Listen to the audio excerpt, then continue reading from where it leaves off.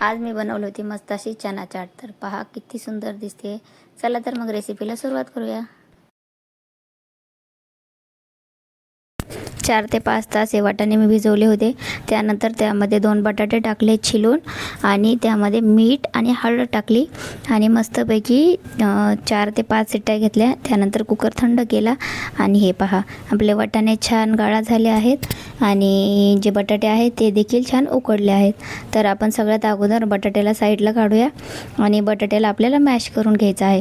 तर हे जर आपण कुकरमध्येच मॅश केलं तर मग ह्याचं चाट नाही रगडा होऊन जाईल। त्यामुळं याला एक वेगळ्या प्लेटमध्ये बाउलमध्ये तुम्ही घेऊन याला मॅश करून घ्या।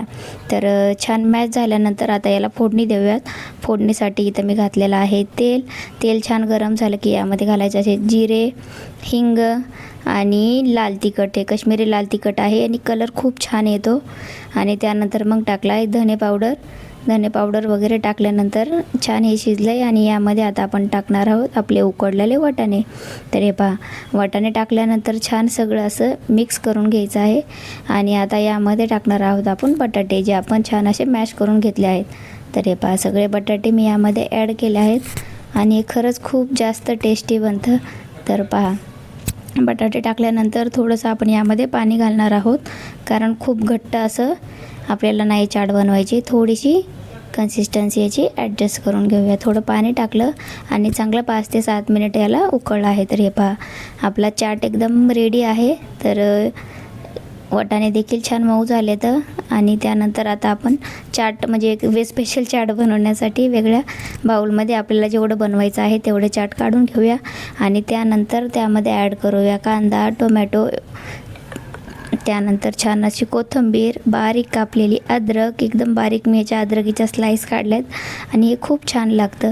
त्यानंतर यामध्ये टाकली आहे गोड चटणी, म्हणजे आंबट गोड जे असते ना ती चटणी टाकली आहे। त्यानंतर यामध्ये टाकले मी सेंधा मीठ, त्यानंतर चाट मसाला आणि त्यानंतर वरतून घातली आहे मस्त अशी सेव।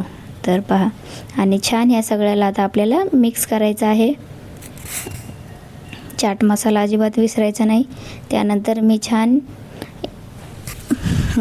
ग्रीन कलरचं असं धोरण बनवलं आहे, त्यामध्ये मी टाकणार आहे चाट।